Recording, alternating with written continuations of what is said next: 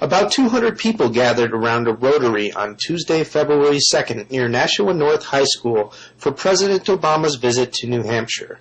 Roughly 60% of the crowd was protesting the president's arrogant plan to fundamentally change the United States into a socialist nation.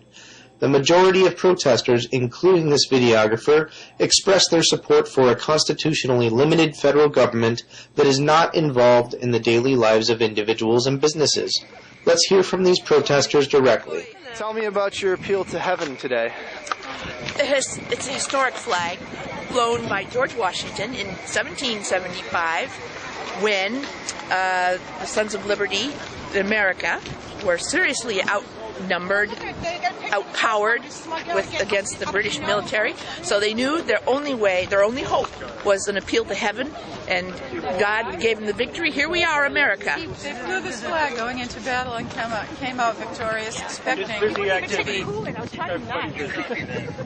So what does it mean to you guys today?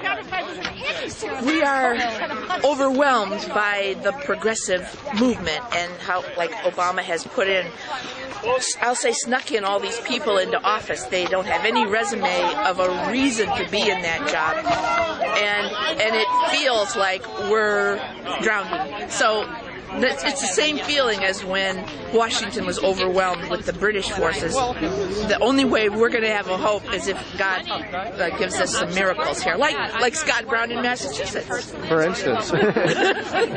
One of the biggest parts of the problem with our country today is that there aren't enough of us around actually doing critical thinking, thinking for ourselves, maybe looking into stuff, trying to learn new stuff instead of accepting what's just fed to us on TV.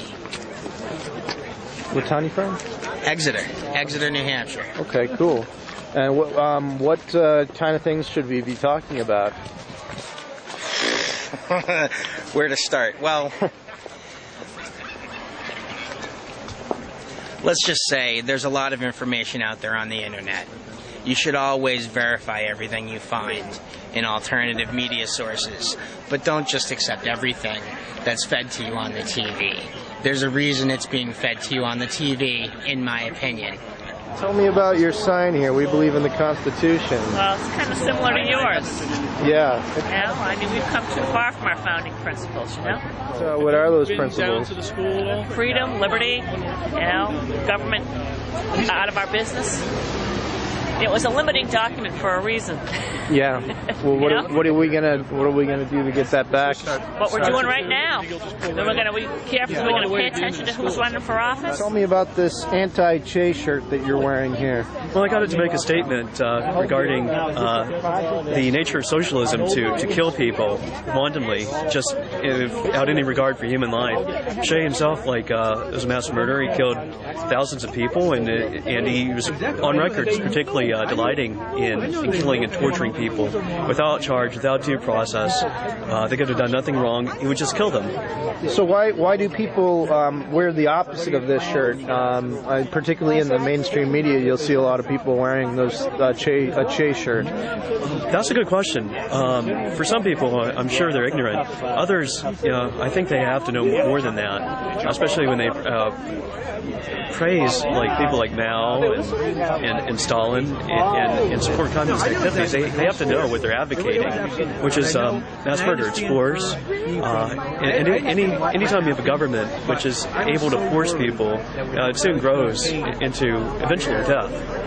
But they're using the taxpayers' money as their ATM. Proximity. Not nice. And the reason I do this is for you, your generation below you. I want you to be able to enjoy prosperity and not be burdened by the chains of slavery. We appreciate it. And right now we owe China $800 billion. They're the largest holder in our country. And pretty soon, are they going to be wanting collateral for that debt? Don't like the way Obama's running things. He's spending us, completely out of any fortune we could have had. Like the, typical tax and spend liberal. What are you here today for? We are here as constitutionalists. Right. It's our friendly new president spending money that he doesn't have, and he's stealing from my kid and his kid. Absolutely. America's finally woke up. She took a while, but she woke up. That's what I'm here for. Obama's spending money we don't have. Right. That's why I'm here. Is never enough. Okay. That's for sure. For freedom.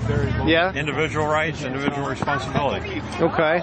And what do you think that we need to do to achieve our goals and restore the Constitution?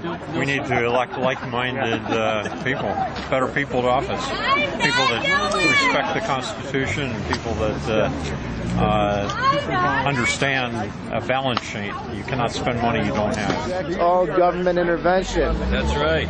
So why would you say something like that? Because even money going to small business through the government's bad. Right. Got it? Well, what's your preferred system? Free market. Let it work. Right. No government intervention at all. How is that going to benefit people? Put everybody back to work. Release the human spirit. Freedom. Thank you. The big government means higher taxes, less liquid cash for businesses and individuals, and fewer choices. Right. Basically, that's what it all comes down to. Figure with John Edwards and Tim Tebow, I had to comment. All right, so have you moved beyond just the healthcare issue now? Are you upset about some other things? We talked in Hampstead the first time. Healthcare was all you cared about. What about now, James? I just think the spending's gotten out of control. It remains to be seen that whether it'll turn the economy around or not. Personally, I think tax cuts are the way to go. What about the government? Is the size too large? Has it grown too big? I'd say so. It's definitely grown too big.